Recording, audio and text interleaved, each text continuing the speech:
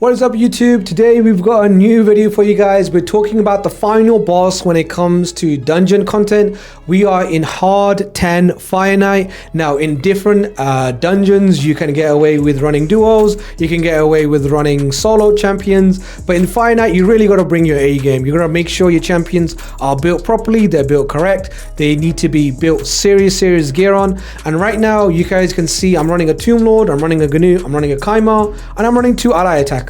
Now this for me is the best I can do in terms of my champions. I don't have a second Ganu, so I put this team together. I'm going to show you guys how it works. So we have Tomb Lord moving first, who's the fastest. He's landing the A1, so we get a few hits before we start with our 2 ally attacks. So you'll see the count is already down to 7. We do our second ally attack and we are going to get the turn meter reduction from Ganu A1 since he lands freeze, and every time you freeze FireKnight he reduces the turn meter. Then we get into the big nuke from Ganu. There's a reset and there's a decreased defense from our Tomb Lord, increasing our damage that we get. And then we do the 2 ally attacks, and then Ganu comes in behind with another enemy max HP triple hit, and then we will be able to do the boss close enough. And then we get poisons from Kima and also poisons from our Tomb Lord, and 1 minute 30 seconds, easy life, right? Easy job, no big deal, no problem. It's a stage 10 team, really good, really efficient. It is, the stats on this team are pretty strong. I do have my champions built really well for this because I don't want to have any losses. I want to make sure my team is as consistent as possible. I'm also thinking about changing my Makar into 5-star Phantom Touch for this because I run Makar everywhere. I run Makar in Live Arena, I run Makar in Hydra, and I run Makar in FireKnight. But because this is the one that I'm focusing on the most, I am thinking about changing her not into sheep and not into what would be good for Hydra is cruelty, but changing it into Phantom Touch so we get more consistent hits onto that shields, because bringing the turn meter down of the boss is the most important thing. I really only need 2 decreased turn meters from Ganu's A1 for this team to be successful. So having Makar in higher awakening will be really nice for me. If you can get higher phantom touches is really good. I'll show you guys the stats, I'll show you how this team is run, but before that I want to show you guys that this team is a hard 10 team. You can run in hard 10, but if you can't meet the stats or if you can't do the stats, I can, because I know these stats are very good. If you can't make these stats, fear not, you can still run this team. The only affinity I would tell you not to run this on is probably blue affinity for obvious reasons, because Ganu's enemy max HP is not going to work, and then we're not going to be getting the decreased speed from Tomb Lord A1, which can be quite bad for us. So yeah, don't run it on blue, but every other affinity other than that, you should be fine. My mouse is lagging a little bit, but yeah, I'll show you guys the build. So let's jump into it and check these champions out.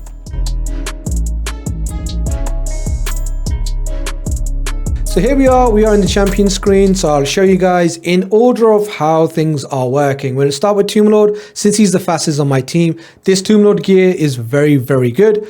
I do have a lot of live arena area bonuses.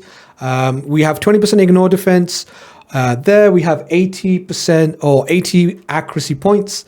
We have 70% crit rate, 374 speed, and 5700 attack, with 171 crit damage. Very good build. Now, disclaimer, if you cannot make these stats and you're thinking, okay, I can't make these stats, what am I supposed to do? Now, I'm going to leave a link to Stages tools in the description of this video.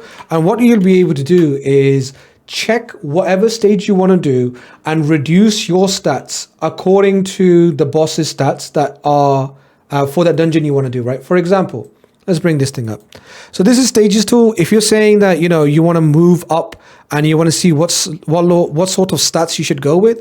So if you go to FireKnight, let's say you're going hard and you are saying, okay, so I've been told that I can run, let's say you want to run stage 9. You're not quite stage 10, but you're stage 9 and you want to give a go to stage 9 and see how it works. So you go to stage 9, take a look what the stats are. So the stage 9 boss stats get reduced tremendously. They go down by 25 speed. I believe on stage 10 it is 250 speed on the boss. Yeah, it's 250 speed. So what you can then do is decrease your speed by 25 from the stats I'm showing you, and you'll be able to do this. And also take a look at how much accuracy you need, so bring that much accuracy in. Do that for your champions for whichever stage you want, and you will be able to bridge the gap between your stats and my stats and beat the stage you desire. However, if you want to have a high and consistent win rate against a hard 10 boss, don't run stats lower than I am. Don't run stats lower than I am. I have tried lower stats. They don't work. You want to make sure you're running these stats. If you can get them even better, that's even better, right? But if you are trying to be consistent on this team, please don't try any lower in these stats. Make sure you get at least these stats, if not a little bit higher, because I am right on the edge of doing the damage. I really need every single last piece of damage to kill this FireKnight. So these are my Tomb Lord stats. He moves first. We are relying on him on his A1. He's doing the decreased speed. So you saw in the run that he doesn't actually do decreased speed on the first set of ally attacks. He does it on the second set of ally attacks. So he does have the 2 chances of doing the ally attack and getting the decreased speed from there, which is really nice. Also, getting the decreased defense is nice too, because before the second set of ally attacks, we do decreased defense, which increases our damage. We can still land poisons and do a bunch of extra damage too, but it's nice to get a decreased defense, so make sure you build him with enough accuracy. Our second champion that's moving is Makar. Now, Makar isn't really in any amazing stats or any amazing build for me. She is quick. She's second to move after Tomb Lord. If you're trying to improve your damage, Makar is an avenue you can explore. My Makar is not in damage, but she can still do some really nice work for you. If you crit cap her or put her in 70% crit rate, it all really comes down to how much damage you're doing onto the boss. So all of my champions, I believe, are in 70% crit rate. Even though I used my Kima to basically get rid of the waves, I even have him for 70% crit rate and in accuracy, because it gives me that little bit more damage onto the boss. So my Makar is not in any amazing stats. She is basically just going second after my Tomb Lord. So if you guys want to add a bit of damage, this will be a really good place for you to add some damage. We then have Cardiel. Now, Cardiel is in my Hydra build. He's 9-piece protection. It's nice because every time a 9-piece protection champion does a buff, for each buff, they increase that champion who's receiving that buff's damage by 5%, right? So he's increasing the damage by 5% for each time he gives a buff. We'll look at Makar's ally attack too, because it's really important. Makar is giving you an increased attack, which is not something to, overlook. The increased attack is helping Makar damage, it's helping Cardiel damage, helping Kima damage, and also helping Tomb Lord damage. So it is increasing all of these attack-based champions' damage too. So really, really nice there. And then we have Cardiel doing the increased crit rate, increased crit damage shared with our Makar, but it is really nice to have. We are relying on Cardiel to do our increased crit rate. If you don't have Cardiel for increased crit rate, you can use a FireKnight who also gives increased crit rate, but bear in mind whenever FireKnight does ally attack, he doesn't join in himself. He's a little bit lazy like that. But yeah, he doesn't give you the extra hit, but he does give you the buffs, so that's pretty nice. So my Cardiel is moving third in my team. He's 3.3k attack, he's 328 speed, he's 250 crit damage, 70% crit rate. I don't have him with accuracy, but I do have him with a little bit of resistance for Hydra, so he can resist some Hydra damage or Hydra mischief, but we're not focusing on Hydra right now. I'll show you the masteries right at the end once we look through all of the builds. So Cardiel is doing 2 ally attacks for me, and then he's doing revive on death. If you miss out on the damage, this is nice, it can keep you alive. I generally make sure that the boss goes down, but if you've gone unlucky with the decreased defense and the poisons, he can keep you alive and you can keep going.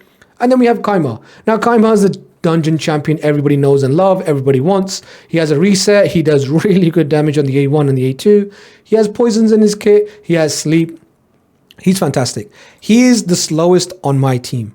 I have him slowest. I have him basically throwing down the waves for me. He does my most damage on the waves. He's in 4.2k attack. Not the best gear on him, honestly. Like, He is 1k base attack, so it's kind of hard to make him really hit hard, but he can really help you with the waves. 304 speed, he is the slowest. 70% crit rate, because waves is fine. You're going to get through waves. Eventually, you'll see I have 70% crit rate is just fine on the waves. Really is on the boss that you want to get as much damage as possible. 70% crit rate, 300 crit damage, 20% ignore defense, and I have him with accuracy because I believe Kima lands 2 to 3 poisons. Now, if the poison bar does get fully racked up, you will not be landing freezes on the boss from Ganu A1, therefore you won't be reducing his turn meter. But it's not a problem as long as you land enough poisons and do enough damage in the first phase, you'll be able to drop him, and that's what we've gone for. We've gone for the 1 phase kill on him. On the boss. So I have him in Phantom Touch. I have most of my champions in Phantom Touch. I'm really considering running Makar in Phantom Touch. We have the reset that we open with when we get to the boss, and then we just A1 and turn off the A2. So let me show you guys the masteries. War Master on Kima, War Master on Cardiel. We have this Lady Makar for Live Arena, so she's in slightly different masteries. We have War Master on Tomb Lord, and then we have Ganu in Giant Slayer. Now, Tomb Lord should also be Giant Slayer. That's definitely not what we want. We should definitely put him in Giant Slayer since he's, every time he does the A1, he's triple hitting. And when he does the poison, it is just a 1 hit. So I would say generally Giant Slayer would be best on him. I recommend running Giant Slayer on him. I would probably change him later on. But let me just go ahead and jump into the run and show you guys the run from the start once more. We have doing decreased defense as opener from our Tomb Lord. You're going to be able to play around with this and see what the best thing is for you.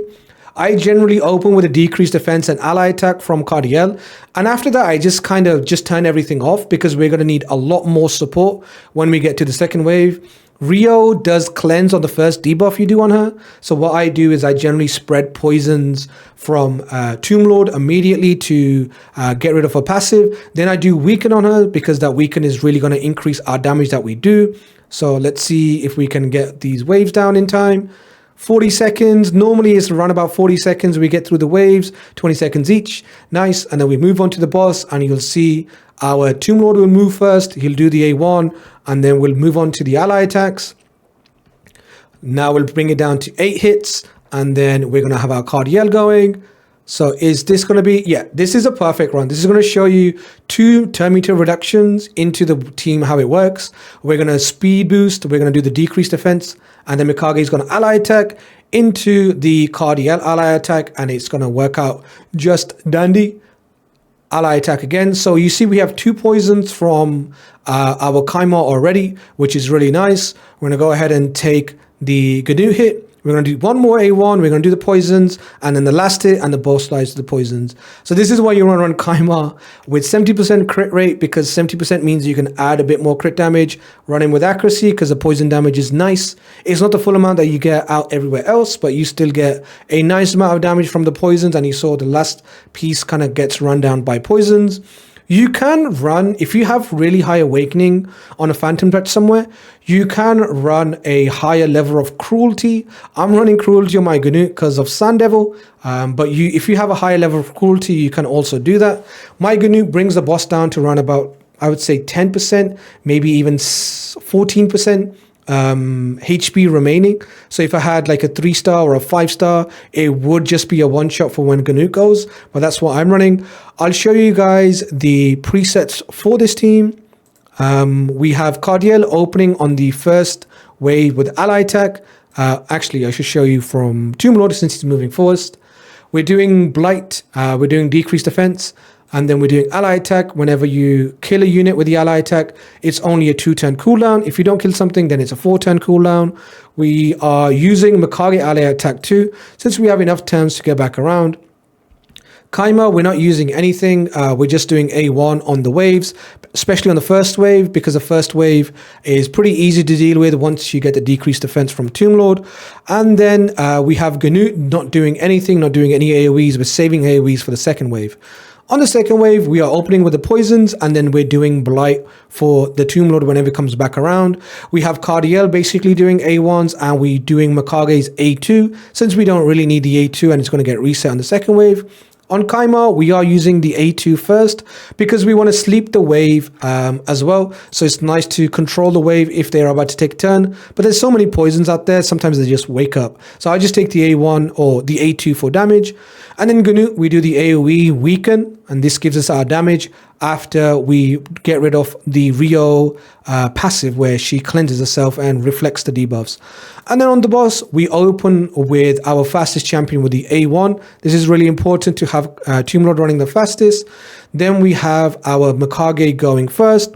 She does the ally attack, then Cardiel does the ally attack, Ganu does his enemy max HP, Kima resets, then Tomb Lord does his decreased defense, decrease attack, and then Makage ally attack, Cardiel ally attack, and then Ganu does his second enemy max HP, Kima does his A1, and Tomb Lord does his poisons, Makage does A2, and then Cardiel sometimes does A1. And then the boss goes away. That's how the boss goes down. That is the team. That's how I run it. Now, again, I have said that you can run it in 10 if you're running my stats. If you're not running my stats, if you can't achieve my stats, you can run 9, you can run 7, you can run 6, you can run 5, you can run... Did I say 7? Don't run 7. You can run 9, 8, 6, 5, 3, 2, 1. You can run all of those affinities, all of those different stages. You do not need to run 10. You just need to decrease the stats from what my stats are to how much the boss stats drop every time, and you should be fine. That's the FireKnight team. Let me know what you guys think.